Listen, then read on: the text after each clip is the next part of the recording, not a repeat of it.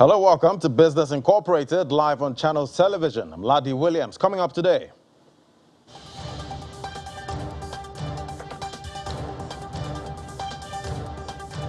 East African countries dominate 2021 Electricity Regulatory Index. And Rwanda's central bank suspends COVID-19 loan relief.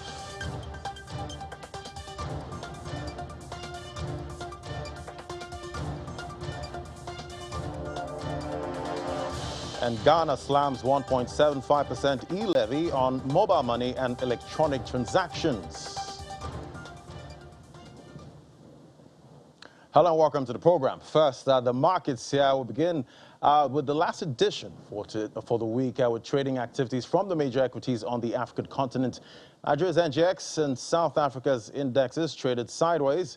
The NGX was down 0.14% at intraday, while South Africa's main index lost 0.12%. Egypt's EGX 30 closed the week's trading on Thursday down by 1.01%, while the Nairobi Stock Exchange closed Thursday's session in negative territory, down 12 basis points. And cross over to the Middle East now, where major equities closed mixed for the week on Thursday. The Abu Dhabi and Dubai's indexes were up 0.14% and 0.11% respectively, while still within the region, Saudi Arabia and the Qatari index were in the negative territory, down 1.04% and 0.08% each. All right, let's cross over to Europe now with Christy Platzen right there, live in Frankfurt. Great to have you. Okay, we don't have her now. We'll get her back later on the program. Let's head on to the UK now. All right, Juliana, it's Friday. Let's see what's happening in the UK. Great to have you, Juliana. Well, data from the ONS shows the UK public borrowing fell less than expected in October. Tell us more about this data. Yeah, good afternoon, Lavi. The UK borrowed £18.8 billion in the month of October. That's just £200 million short of what it borrowed this time last year. I think economists had expected borrowing to drop much more than that, particularly because the furlough scheme and other job support schemes came to an end during the month of September. But there has been high levels of inflation, which has really pushed up the interest on the debt that's being serviced by the British government. I really think the data that was released by the Office for National Statistics to show that the slowing economic recovery in the UK is really affecting just how much the Treasury is owing. Debt currently stands at just over £2 trillion, which is more than 96% of GDP. All right, how are the markets reacting? I saw earlier the pound was trading quite strong against the euro. Well, the markets are not in great shape. I'm sure you'll be discussing it when you cross over to Christie in Frankfurt. But the latest breaking news that we've got from Europe is that Austria has become the first European country to impose a lockdown.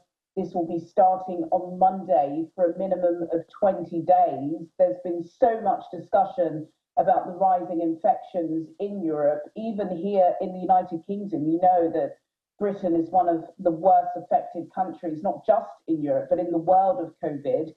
Cases are skyrocketing. Earlier this week, here in the UK, we had more than 40,000 people test positive for COVID-19. Just to remind everyone, this is the fourth wave that's getting itself through Europe. So we have seen that all European markets are in the red. They've all dropped significantly. Here in the UK, the FTSE All-Share is down by 0.37%. The FTSE 100 is down by 0.21%. And the FTSE 250, that's also down by 0.34%. All of the names that are linked to travel and tourism have dropped significantly. So the British Airways owner, International IAG, they're down by 1%. Intercontinental hotels are down, and also Rolls-Royce Holdings are also falling. But as you said, the British pound not doing so bad, though it is fallen against the dollar, currently down by about 0.5% against the US dollar, up though against the euro by 0.17%, but down against the Japanese yen by 0.83%. It's a Red Friday there. Well, a newly formed provider of accommodation for the homeless is targeting a public share sale that could raise about £150 million. It seems there's a growing investor interest in that sector. Yeah, absolutely right. There is. I think now, kind of making sure you're investing money into causes or services to be good for people, good for the planet, is really right at the top of the agenda in massive boardrooms, particularly obviously because of the climate emergency. But homelessness has always been quite a sore point for any British government. A couple of years ago, the Homeless Reduction Act was put in place to try and push and urge local authorities and councils in England to do more to get people to stop sleeping on the streets. Lots was done during the pandemic, of course. Lots of homeless people were put in to hotels, and there is this new stock exchange called the IPSX. It's been running for about a year, and this is specifically for investors to invest in commercial properties. And now Hope, which is Homes for People, they're this charity that believe they can do a better job than the government of providing accommodation for individuals. And if you're somebody that can't afford to buy millions of pounds worth of property, you can put a little bit of money into the ISPX and get a windfall. That's what's been done. I believe in 2019, about £1 billion was spent in England alone on trying to get people into emergency and temporary accommodation. So there appears to be a simpler, much cheaper way, and the private sector are pushing their way forward to do this. Quite interesting. I'll be watching, tracking that listing. All right, Juliana, thank you so much. Enjoy the weekend. All right, moving on to Europe now. Let's cross over to Christy Platten right there in Frankfurt. Great to have you, Christy. Representatives of the European Union and the United Kingdom are meeting in Brussels today and are hoping to make progress on discussions regarding trade through Northern Ireland. What is the EU hoping to get out of those talks? Right. Well, what both sides are really hoping for is that a potential deal on how to keep medicines flowing between mainland Britain and Northern Ireland could open up room for compromise to help the EU and the UK avoid a potential trade war. So as some background or reminder here, because of according to the Brexit agreement, goods that go from mainland Britain into Northern Ireland that are seen as at risk of moving into the EU are subject to customs checks. But Britain has complained that this inhibits trade within the UK. And now the EU, for its part, has said that if the UK were to walk away from these trade negotiation talks, the EU is prepared to suspend its trade deal with the UK. And there was talk in EU circles this week that this threat could be enough to push through some sort of agreement. But now we've heard today from UK representatives saying that they are still perfectly willing to trigger Article 16 of the Brexit agreement, which would essentially amount to walking away from these negotiations. And that would have unknown consequences for the trade relations between these two parties. Yeah, quite a dramatic one there. Well, keeping with the Brexit theme, Irish discount airline Ryanair is dropping its London Stock Exchange listing and is the first major company to blame its departure from the exchange on Brexit. What more can you tell us about this? Right. So the carrier said specifically that it made this decision due to compliance headaches caused by the UK leaving the European Union. Ryanair is based in Dublin. That makes it a European carrier, and it's therefore subject to EU laws, which require it to be owned and operated from within the bloc. So since Brexit, this has meant Ryanair has had to limit stocks sold to investors in the UK, also police investors that go against their rules. So they said in an announcement released today that the trade volume on the London Stock Exchange just isn't worth the cost to them anymore. So by making this decision, they're hoping to move some more trading traffic to their primary listing in Dublin. And yes, they're not the first company to leave this exchange since Brexit. Another notable large company would be the mining giant BHP, who moved to an Australian listing. So, but Ryanair is, as you said, the first one to say explicitly explicitly that this is because of Brexit. Though we should note at the same time, they have also made gains since Brexit, most notably oil giant Shell recently saying that they will be moving from the Netherlands to London. I guess Brexit is still weighing on things there. Well, this week, Europe reported high inflation figures and spiking coronavirus infections. How are markets closing out the week? Well, if we want to take a look at European markets overall, we actually saw European stocks rising with U.S. equity futures today. So actually quite a sign of optimism about the economic recovery despite these factors that you mentioned, which of course are weighing on the economy as well. Yeah, we actually saw the European stocks 600 making up for losses garnered yesterday. There they were pushed primarily by energy and mining. So yeah, despite having spiking infections here, also really deep inflation fears, we're actually seeing stocks trading at all-time highs around the globe, and experts say this can be attributed largely to very strong corporate earnings performance out of the U.S. So we also have many asset managers saying they expect this growth to continue even into the new year, though we may expect the rate of growth to start slowing down as these negative factors start to get a stronger grip over the winter. All right, Chrissy Platson, right there in Frankfurt. Thank you so much, and enjoy your weekend. Thank you. All right, let's get an update from the Inter-Africa Trade Fair. Well, the Director General of the National Automotive Design and Development Council has been speaking about policies put in place to create an enabling environment for the manufacture of Nigerian-made vehicles of international standards. Speaking at the Inter-Africa Trade Fair in Durban, South Africa, Mr. Jelani Aliyu says training centers are being built across the country to help Nigerians understand new technologies in the automobile industry. Do take a listen. We are in a unique position where we have tremendous potential in raw materials, tremendous potential in our human capacity, and we're beginning to see that come together.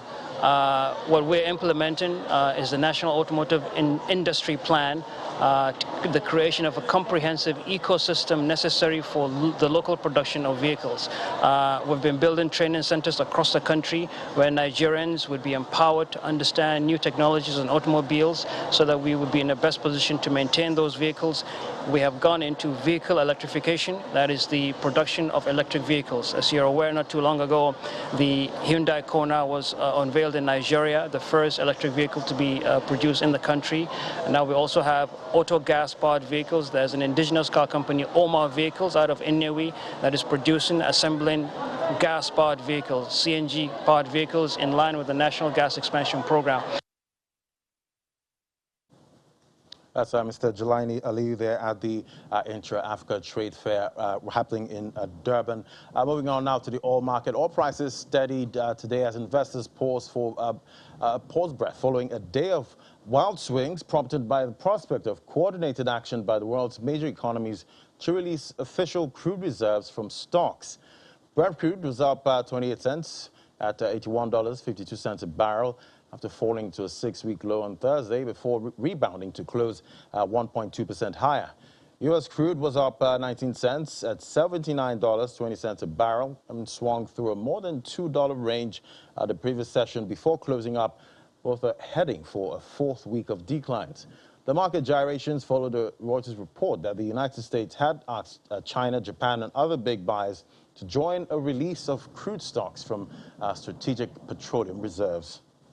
To our next conversation now, the global economy is slowly starting to emerge from the pandemic with the rollout of coronavirus vaccines, but COVID-19 has left one very destructive economic issue in its wake, which is disruptions to global supply chains. With Black Friday coming up next week, what would be the likely impact of global supply disruptions on this special shopping day and more generally the disruptions to African supply chains and businesses? Let's bring in Ted George now, founder and chief narrative officer at Cleo's Advisory UK. Great to have you on the program. Thanks for having me back. It's good to be here. So the COVID-19 pandemic has caused serious disruptions to the world economy, especially to global supply chains. How serious has this disruption been? Well, it's been very bad. We've seen factories and even ports close because of COVID, and this has led to a huge backlog of things which are in the value chain. Typical delays at ports are up to about 5 times the usual since the start of COVID. And then generally, globally, there is a huge shortage of semiconductors and chipsets. And that's slowing the production of everything that has a chip in it, which is, frankly, everything these days. So many value chains these days are based on just in time, which keeps down the cost. And they've been terribly exposed. And that's why we have these shortages. Right, but we keep hearing of these shortages from semiconductor chips. What exactly is causing this disruption on these global supply chains? Well, it's really a perfect storm of factors. I mean, the real logistical problem is that the containers in the world are in the wrong place. There was so much disruption of trade flows during the early parts of COVID that everything's in the wrong place. So you can't get things where you want to. We had the blockage in the Suez Canal earlier this year. That shut that for 10 days. That exacerbated the problems. And of course, there's a shortage of raw materials, things like steel, aluminium. That's because China has actually shut down quite a large number of polluting factories. And so all of these factors are coming together. But I think the real factor that we're seeing now is the fact that there's been a sudden reopening of the economy, let's say in North America or here in the UK. And so there just isn't enough stuff out there. There isn't the staff, particularly to work in restaurants, but also there aren't the drivers to take the stuff around. And so really everything has come together at the same time. And that's why we have this glut. Right. What impact will this, supply chain disruption have on Black Friday that's actually coming up next week and Christmas? Will the shopping season have to be cancelled? Well, no, gladly not. I mean, even today in the UK, for example, they launched Black Friday week. So the shopping season is definitely opened. I think overall the goods will be there, but you may not be able to get the model that you want. If you want a PlayStation 5, you may not get the price you want. You may not get it when you want it. I think there will be plenty of high-end devices, things like the iPhone 12, the Microsoft Duo, Samsung S21. But if you want accessories, things like AirPods, or let's say reasonably priced electronics, you might find it hard to get. And if you want to get something like a Peloton bike, you're going to have to wait for 18 months. So retailers are basically saying shop now before Christmas, but then they're retailers, so they would say that, wouldn't they? I guess it's about shopping ahead. Well, how has Africa been affected by, disruption to global supply chain? Well, I mean, it really has come through in terms of the cost of shipping. There's a huge rise in it. If you take the average route, which is Shanghai to West Africa for a 40-foot container, before COVID, that had always cost around $2,000 a year. $2,000 for the container. That rose to $6,500 at the peak of COVID and is around $6,000 now. So that's 3 times the price. And other parts of Africa, it's up to 5 times the price. So that has a huge impact, you can imagine, on the cost of things and also the competitiveness of African exports. And one thing it really has done is disrupted the supply lines to China. And you can imagine Africa supplies a lot of the goods that go into the value chain. So that has had a knock-on effect, and I think we'll see it in the data that comes out this year. But what do you think Africa can do at this point to ease the effects of these disruptions? Well, I think the thing is, look, African trade is very resilient. We've seen Africa go through multiple crises. I think the real kind of threat to Africa at the moment is that any of the commodity exporters might find that ultimately the buyers that they used to have don't exist anymore or have shut down production. So that's going to affect them. But I think locally, it's just a question that it could be a lot of the stuff which is imported, a lot of the either luxury goods or more high-end or electronic goods may not just be available. But within Africa, the trade flows are continuing. And remember, the Africa Continental Free Trade Area only started officially at the beginning of this year. That kind of growth is something that we should see a lot of next year, more intra-regional trade. And I'm wondering, how long will it be before global supply chains actually start working properly again? Well, I mean, they should pick up soon. Remember, everyone has been aware of this for months and months. I think I was on this program actually back in July saying there could be a real problem at Christmas because of global supply chains. But look, it's going to take a long time to get them working again. The population has to be coaxed back into working in all these different parts of the supply chain to get it moving. So I think it means some costs are going to rise further. That means prices will rise. The real problem is if we have panic behavior, where people think things are going to run out and they cause a shortage. We had it with toilet paper in the UK at the beginning of COVID. We had it with petrol recently, and it was ridiculous. There was easily enough toilet paper and petrol in the country. It just hadn't been distributed. So as long as we can avoid the panics, I think we're going to see the situation gradually improve. But when it comes to Christmas, shop smartly. Shop smartly. All right, Ted George, thank you so much. You've made us understand how it's going to be for next week. Hopefully, the holidays are not canceled and Black Friday is not canceled. Ted George, Chief Narrative Officer at Cleo's Advisory, thank you so much for coming on the program. Great to be here. Thanks. All right, moving on now. The National Bank of Rwanda has suspended COVID-19 loan relief and directed commercial banks to revert to normal regulatory guidance in loan restructuring, classification and provision. According to the central bank, the suspension of loan relief comes as relief measures expired in September 2021, and banks are required to continue managing restructured loans, which is a movement to avoid moral hazard-related risk and install transparency in the balance sheets of banks. The outbreak of COVID-19 prompted policymakers to unleash a series of fiscal and monetary policy relief measures, including restructuring of loans for distressed borrowers in order to cushion Rwandans from the effects of pandemic.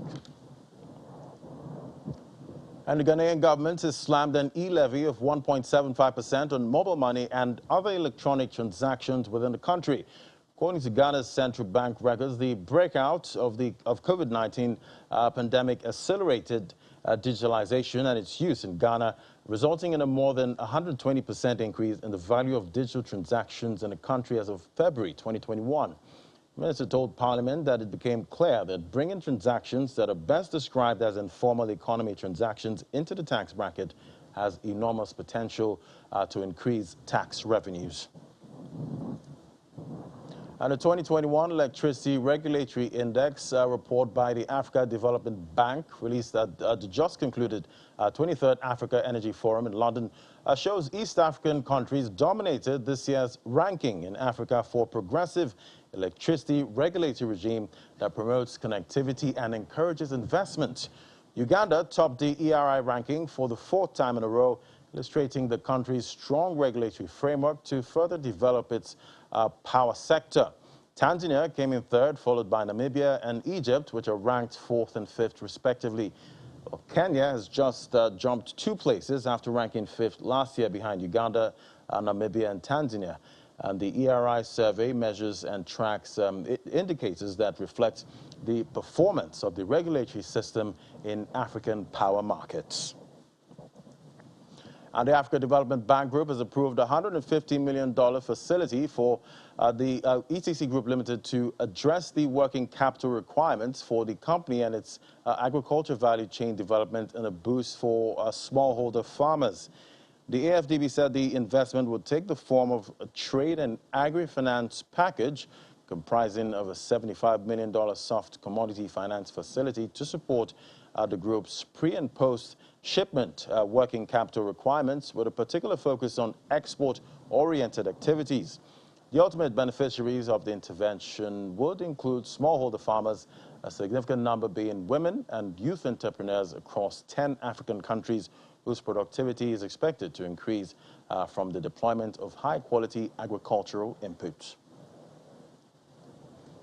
And that's it on Business Incorporated. Thank you so much for watching. I'm Ladi Williams. Bye for now.